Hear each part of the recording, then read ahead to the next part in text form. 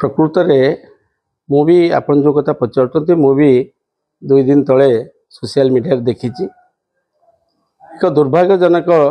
कथा यहाँ कुसुमा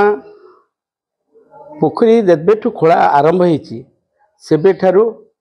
आरटीआई उपर आरटीआई मगा चली जिते कुसुमारे मात्र 5 लाख टंका खर्च होता 5 लाख टंका बिल भी होता से समय कहगला कोटी कोटी टंका हड़प हो गला बोली ताकू आपण मैंने देखी आपण मैंने शुणी आज जाजपुर जो विकास घटी जाजपुर मेडिकल कॉलेज कथा कहतु शिव मंदिर कथा कहतु माँ बिरजा मंदिर कथा कहतु गर्ल्स हाईस्कल कथा कहतु एनसी कॉलेज कथा कहतु ये स्टेडियम कथा कहतु ये जेतिकी गुड़िए विकासमूलक कार्य होती ये समस्त कार्य संभव होती पूर्वतन विधायक माननीय प्रणव प्रकाश दास महोदय आज कुसुमा कथा जो कहते जे पूर्वतन विधायक सी जितेबले कुसुमा कार्यक्रम आरंभ करते तांकर सबु समय जेकोसी गोटे कार्य करेंगे ताकू टे उच्च मान करवा एटा तांकर बोध हुए मु भावुची जन्मगत स्वभाव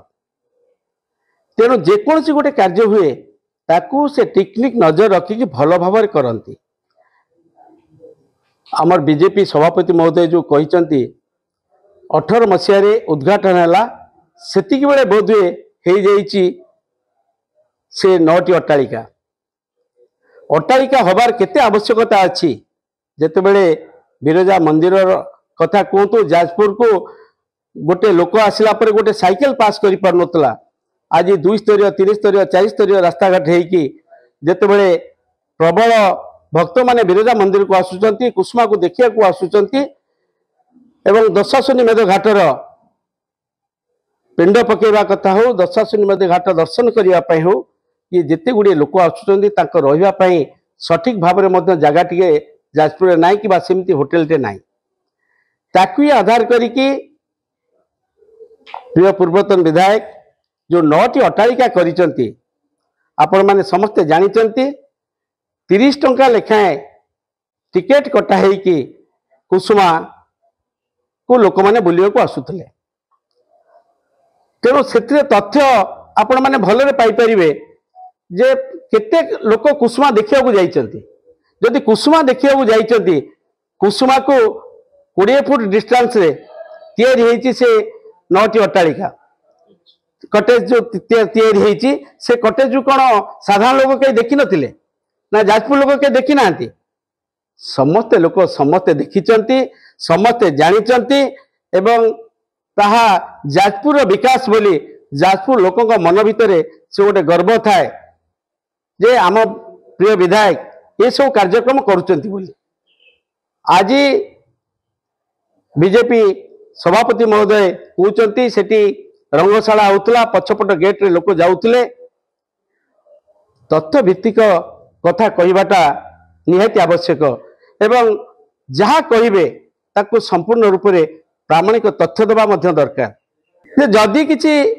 सेठी अनैतिक कार्य होउतला कौन आपण मानकर प्रमाण अच्छी से प्रमाणटा आपण स्पष्ट दबा उचित जन समाज को से स्पष्ट चित्र आसवा दरकार एवं जो अट्टालिका जो कटेज तैयारी होईची से कटेज को पैसा तैयारी होईची कौन करिची आपण मानकर बर्तमान बीजेपी सरकार केंद्र ठू राज्य पर्यंत सरकार आपणकर आज के आपण सरकार बीजेपी सरकार हवा 29 दिन है आहरी बहुत समय अच्छी 5 वर्ष आपण पाखरे से समय अच्छी बीजेपी बाहर करू जे केते दुर्नीति होईची जेतेबेले कौन दुर्नीति होईची सब कथाटा उत्तरदायी होईची प्रशासन प्रशासन पाखरे कौन तथ्य अच्छी केबे से घर काम आरंभ हैला केते टंकार काम आरंभ हैला किए टंका देला केमिति हैला ये समस्त कथा पाई प्रशासन दायी एवं आपण माने अनुभव करचंती आपण माने समस्त जाजपुरवासी समस्त अनुभवी मनीष आज जाजपुर माटी की जो कलंकित करने को चेष्टा अपचेष्टा करुचंती सी अपचेष्टा केतेबेले सफल हेबनी मो दीर्घ दिन 81 मसीहा ठारू 2011 मसीहा पर्यंत